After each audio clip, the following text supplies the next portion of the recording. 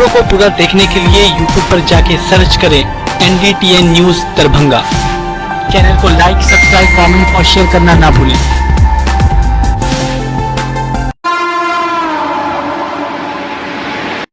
Headlines के प्रायोजक हैं Delhi public school Kadrabad Darbhanga, CBSE से मान्यता प्राप्त विद्यालय, नर्सरी से 10th तक की बेहतर शिक्षा व्यवस्था। नामांकन सत्र प्रारंभ जल्द, संपर्क करें। ज्ञान सहिता पब्लिक स्कूल रोहेलागंज कादराबाद दरभंगा। हमारे यहाँ बच्चों को दी जाती है अच्छी शिक्षा व्यवस्था, बच्चों को बनाया जाता है अनुशासित, अनुभवी शिक्षकों द्वारा शिक्षण व्यवस्था। नामांकन सत्र प्रारंभ, तो जल्द संपर्क करें।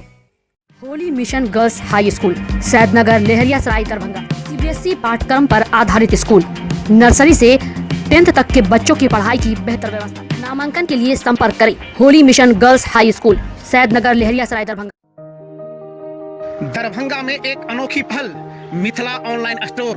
सिर्फ एक कॉल या व्हाट्सएप से किराना, कॉस्मेटिक, किताब एवं स्टेशनरी प्राप्त करें। Free home delivery, free home delivery.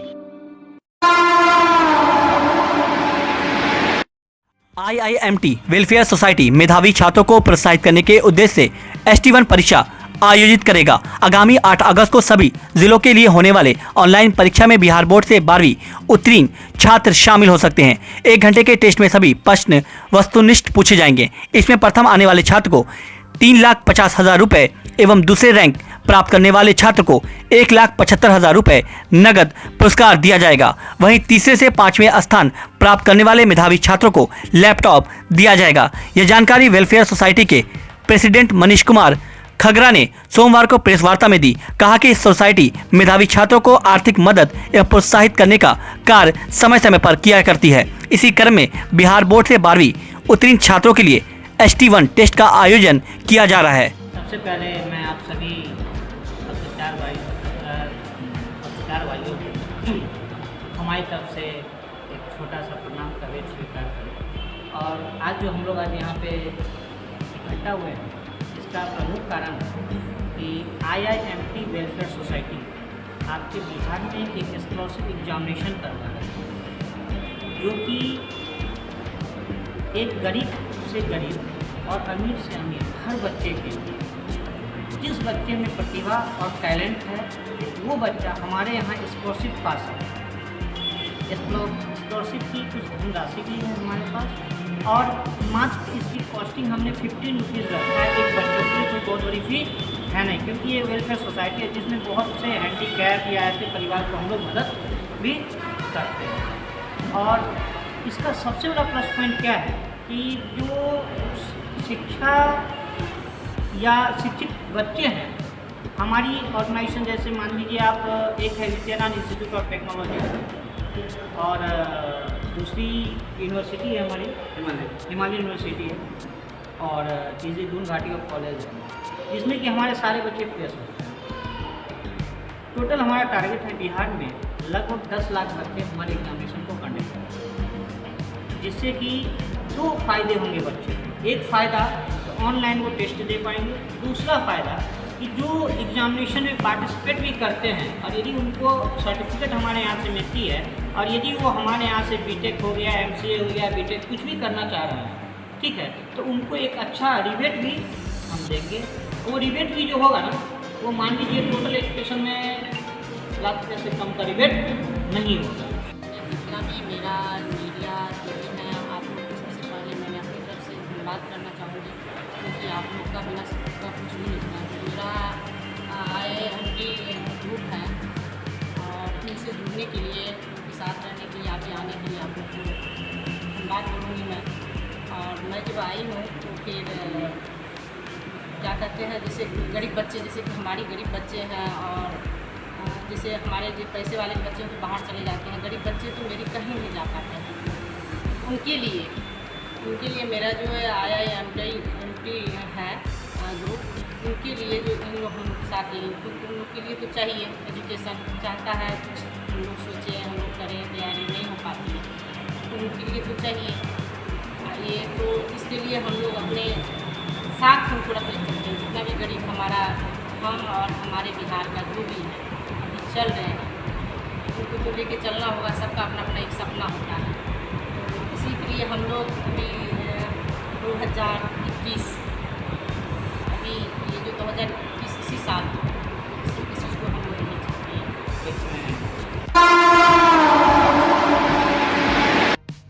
सोमवार को इंसाफ मंच के प्रदेश उपाध्यक्ष नियाज अहमद के नेतृत्व में 6 सदस्यीय टीम आधारपुर ट्रिपल मर्डर की घटना की जांच करने आधारपुर पहुंची। इस टीम में एपोआ जिला के अध्यक्ष वंदना सिंह, आयशा के राष्ट्रीय कार्यकारिणी सदस्य संदीप कुमार, दरभंगा इंसाफ मंच के जिला अध्यक्ष सैयद अकबर रजा, समस्तीपुर इंसाफ मंच के जिला सचिव डॉक्टर खुर्शीद खैर, समस्तीपुर इन्नौस के जिला सचिव आशिफ हुदा शामिल थे। जांच टीम ने मृतक शिक्षिका सनोबर खातून और मृतक अनवर के परिजनों से मुलाकात कर इस पूरे घटना की जानकारी दी। जांच के दौरान मृतक शिक्षिका की बेटी नुसरत परवीन ने बताया कि इस पूरे मामले में पुलिस प्रशासन एक तरफा कार्रवाई कर रही है। पीड़ित छात्रा ने आगे बताते हुए कहा कि उसकी मां को और दोनों बहनों को लोहे के रॉड से मारा पीटा गया। दिन दहाड़े मां के कपड़े को फाड़ दिया गया। हिंसात्मक भीड़ के द्वारा सड़क पर मां को अर्धनग्न कर घुमाया गया और पानी में डुबो कर जान ले ली गई। वहीं आगे इन लोगों ने बताया कि इसी क्रम में मां को बचाने के लिए चचेरा भाई अनवर आया तो उसे भी जान से मार दिया गया। वहीं यह पूरी घटना पुलिस की मौजूदगी में अंजाम दिया गया और पुलिस कार्रवाई करने के बजाय इस पूरे उत्पात को मूकदर्शक बनकर देखती रही। मृतक शिक्षिका की बेटी ने आगे ये भी बताया कि उन लोगों के साथ बेरहमी से मारपीट की गई और साथ ही साथ छेड़खानी की भी बात बताई गई।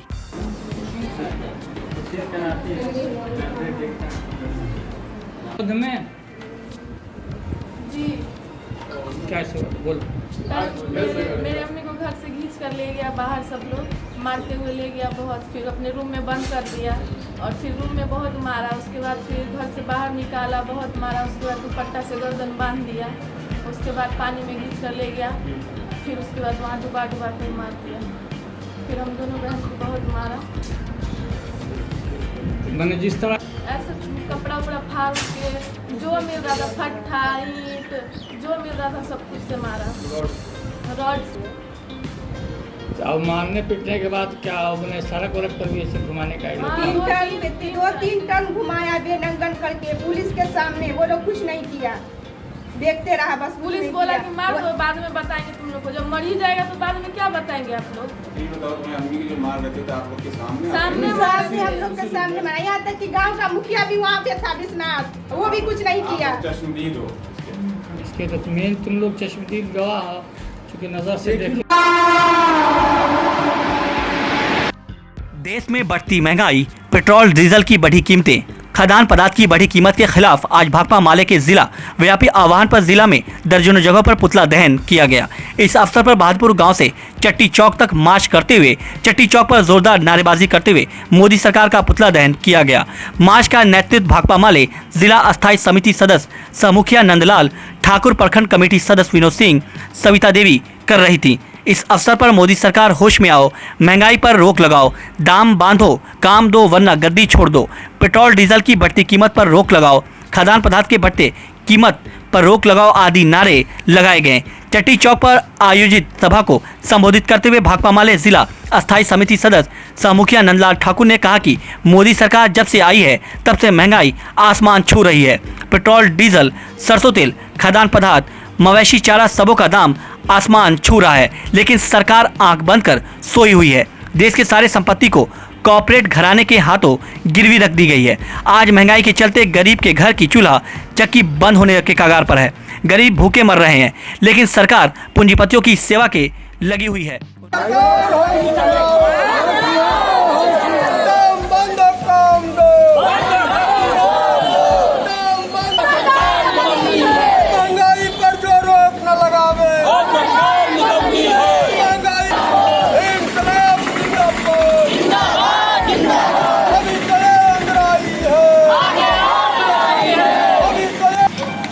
पूरे बिहार में भाकपा माले की ओर से इस मोदी सरकार का पुतला दहन किया गया है। ये पुतला दहन ये मोदी सरकार को इस्तीफा देने की बात के लिए किया गया है। जो मोदी सरकार, जब से तुम गद्दी पर बैठे हो, महंगाई आसमान छूता जा रहा है। गरीबों का जो भोजन है, आलू, प्याज, कड़वा तेल, आज 4 गुना ज्यादा वृद्धि हो गया है। आज पेट्रोल का दाम देख लीजिए, आज डीजल का दाम देख लीजिए, आसमान छू रहा है। ये पूरा देश की संपत्ति ये मोदी सरकार कॉर्पोरेट घराना को दे दिया है और गरीब लोग जो है अभी भी भूखे के बिना रात खाता है तो दिन के लिए झकता है और दिन खाता है तो रात के लिए झकता है। साथियों, हम जैसा कि आप जानते हैं, जो मोदी सरकार में पूरा देश की जो संपदा था, रेल, सेल, हेल, जमीन, सारा चीज ये मोदी जब से बैठा है सारे कॉरपोरेट को दे दिया, अडानी अंबानी को दे दिया है। आज पूरे बिहार में हम उसका पुतला दहन करके और मोदी सरकार को कह रहे हैं, काम बंद हो, काम दो, पर्दा गद्दी छोड़ दो, रोको महंगी, बंद हो दाम, नहीं तो होगा चक्का जाम। थोड़ा नींद हराम कर देंगे, महंगाई पर लगाम तुम नहीं लगाओगे, गरीब का घर का चूल्हा नहीं जलेगा। मोदी तुमको हम छोड़ने वाले नहीं है। हम बिहार में अनलॉक से जुड़ी यह खबर सबसे बड़ी खबर है। बाजार के शर्तों के साथ खुलने के बाद अब शिक्षण संस्थानों की बारी है। कोरोना महामारी के संक्रमण की स्थितियां समान रही तो 6 जुलाई के बाद चरणबद्ध ढंग से राज्य में शिक्षण संस्थान खोले जाएंगे। शिक्षा मंत्री विजय कुमार चौधरी ने रविवार को इस संबंध में जानकारी दी। उन्होंने स्पष्ट किया कि यदि स्थिति में सुधार होता रहा तभी बच्चों की सुरक्षा को ध्यान में रखते हुए शर्तों के साथ सरकारी एवं निजी स्कूल कॉलेज खोलने की तिथि तय की जाएगी।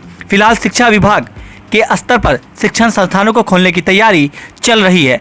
शिक्षा मंत्री ने बताया कि सभी बच्चों की सुरक्षा सरकार की सर्वोच्च प्राथमिकता में है। बच्चों की जान जोखिम में डालकर शिक्षण संस्थान नहीं खोले जा सकते हैं। 6 जुलाई के बाद पहले चरण में विश्वविद्यालय और महाविद्यालय खोले जाएंगे। दूसरे चरण में माध्यमिक एवं उच्च माध्यमिक विद्यालय कक्षा 9वीं से 12वीं तक। तीसरे चरण में प्राथमिक एवं मध्य विद्यालय कक्षा 1 से 8 तक के बच्चों के लिए कक्षाएं शुरू की जाएंगी। अन्य शिक्षण संस्थानों में विद्यार्थी की उपस्थिति पर शिक्षा विभाग की ओर से विशेष रूप से गाइडलाइन जारी होगी। एक दिन में केवल 50% विद्यार्थी ही कक्षा में उपस्थित होंगे। शेष 50% अगले दिन आएंगे। सभी जिलों में कोरोना प्रोटोकॉल का कड़ाई से अनुपालन कराया जाएगा। वहीं दूसरी तरफ शिक्षा मंत्री ने यह भी बताया कि सभी बच्चों की पढ़ाई को लेकर राज्य सरकार गंभीरता से विचार कर रही है। सरकार शिक्षण संस्थानों को खोलने के लिए इसलिए चाह रही है कि कोरोना महामारी के संक्रमण के चलते लगातार स्कूल कॉलेज समेत अन्य शिक्षण संस्थान बंद हैं और इसमें बच्चों की पढ़ाई बाधित है। विशेषकर छोटे बच्चों की पढ़ाई का सिलसिला ही टूट जाता है, जिसे फिर पटरी पर लाना कठिन हो जाता है। उच्च कक्षाओं के विद्यार्थियों में अपनी पढ़ाई के प्रति जिम्मेदारी होती है, लेकिन छोटे बच्चे स्कूलों के पढ़ाई में साथ साथ शिक्षकों और सहपाठियों से संवाद के क्रम में ही बहुत कुछ सीखते हैं। जन अधिकार पार्टी लोकतांत्रिक के जिला अध्यक्ष डॉक्टर मुन्ना खान ने कहा कि नगर निगम में बैठे पदाधिकारी और जनता द्वारा चुनकर सम्मानित पदों पर बैठे जनप्रतिनिधि नगर निगम के अंतर्गत आने वाले गरीब जनता के हक में कोई काम नहीं करते हैं। इन लोगों के द्वारा सिर्फ दिखावे का काम, जिसमें कमीशन ज्यादा मिलता हो और आम जन के फायदे का कोई काम नहीं हो, वैसे काम नगर निगम तुरंत करती है। कोरोना वेव 2 में भी नगर निगम ने कहीं पर भी लगातार सैनिटाइजेशन नहीं करवाया और न ही गरीब जनता के हित में टैक्स माफी का ऐलान या जल निकासी की समुचित व्यवस्था। साथ ही साथ कोरोना काल में भी नगर निगम पूरी तरह से विफल रही। आने वाले बरसात में जल जमाव से जूझ रहे नगर निगम के अंतर्गत आने वाले तमाम मोहल्ले परेशान रहेंगे। जल जमाव की समस्या को लेकर उस पर कभी नगर निगम ने कोई ध्यान आज तक नहीं दिया, बल्कि जिन लोगों ने आवेदन दिया उस पर कोई संज्ञान तक नहीं लिया गया और भू माफियाओं का पूरा समर्थन किया गया, जिस कारण आज तालाब नाला भर जाने की वजह से जल जमाव की समस्या बड़ी समस्या बनती जा रही है। वहीं मुन्ना खान ने यह भी कहा कि वार्ड नंबर 29 में जल जमाव के गंदे पानी के कारण हो रहे चर्म रोग और डायरिया से लोग बीमार हो रहे हैं। लोगों के पैर गंदे पानी की वजह से खराब हो रहे हैं। अगर नगर निगम में बैठे भ्रष्ट पदाधिकारी जनता का इतना ही ख्याल करते हैं तो वार्ड नंबर 29 में एंटी फंगस और डायरिया की दवाएं बंटवाएं। सर वापस इसलिए कर रहे हैं कि जो दवा आया है इसके अंदर में मैं इसको खोल नहीं सकता हूँ। इसमें एक लव बॉय साबुन है, डॉक्सीसाइक्लिन है, विटामिन सी है, जिंक है और साथ में मतलब पैरासीटामोल है और मास्क है। और मास्क के अंदर कुछ एक पर्ची है, शायद इसमें होगा सोशल डिस्टेंसिंग कैसे रखना है या कैसे रखना है। मुझे नगर निगम से और अपने मेयर महोदया से और नगर आयुक्त महोदय से मैं ये कहना चाहता हूँ कि जो नगर निगम में जो पैसा आता है, गरीबों का पैसा, टैक्स का पैसा, जिसको आप चूस रहे हैं लोगों को, तो इससे भाई पार्षदों को देने का क्या मतलब है। जबकि मैं बता देना चाहता हूँ कि मैंने अपने स्तर पर डॉक्सीसाइक्लिन ही न जाने कम से कम 20,000 लोगों को मैंने बांट दिया। डॉक्सीसाइक्लिन, विटामिन सी, जिंक की बात कर रहे हैं, 20,000 लोगों को, ऐसे ज़्यादा लोगों को हमने पार्ट किया है।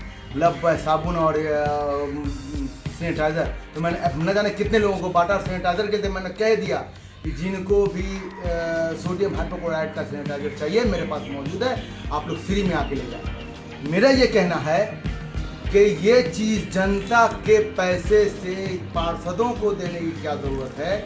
ये नगर निगम के स्टाफ को दिया जाता, जो हमारे सफाई कर्मी हैं उनको दिया जाता तो ज़्यादा बेहतर था।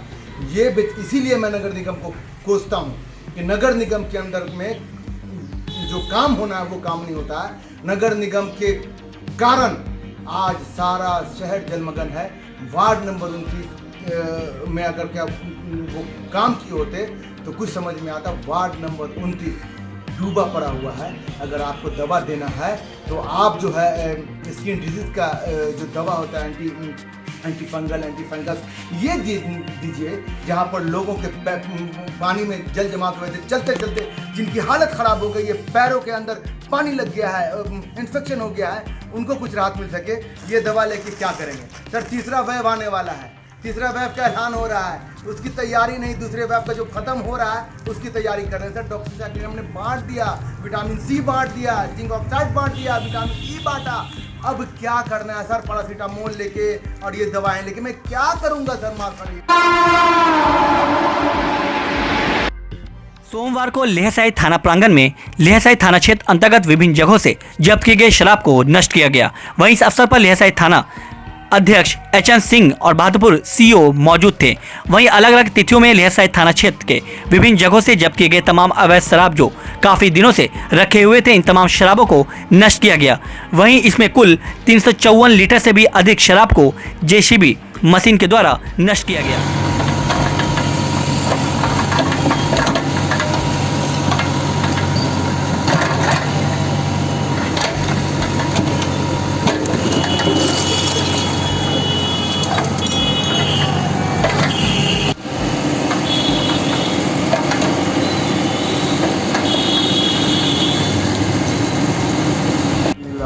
कुल 354.940 ml नष्ट किया गया।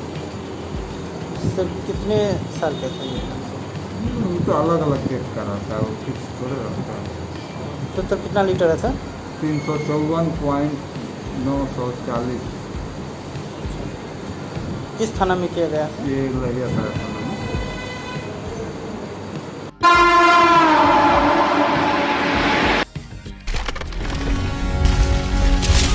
Holi mission girls high school Saidnagar Laheriasarai Darbhanga.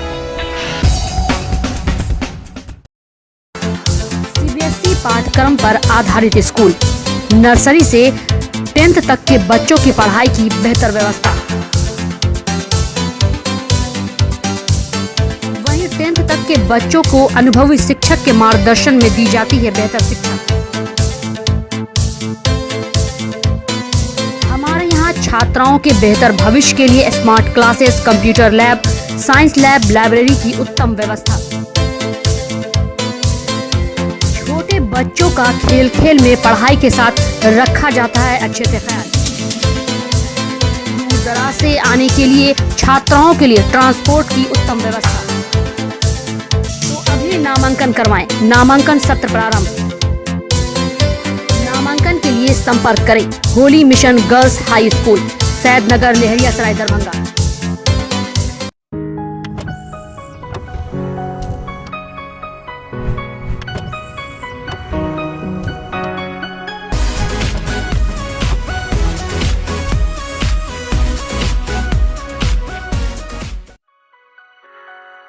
Delhi public school, Kadrabad, Darbhanga.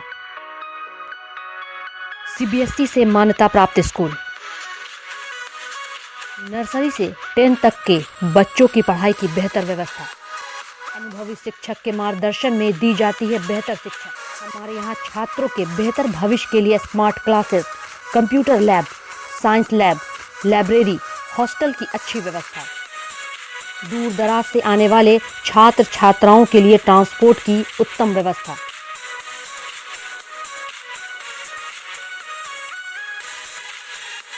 तो अभी नामांकन करवाएं। नामांकन सत्र प्रारंभ। नामांकन के लिए संपर्क करें दिल्ली पब्लिक स्कूल कादराबाद दरभंगा।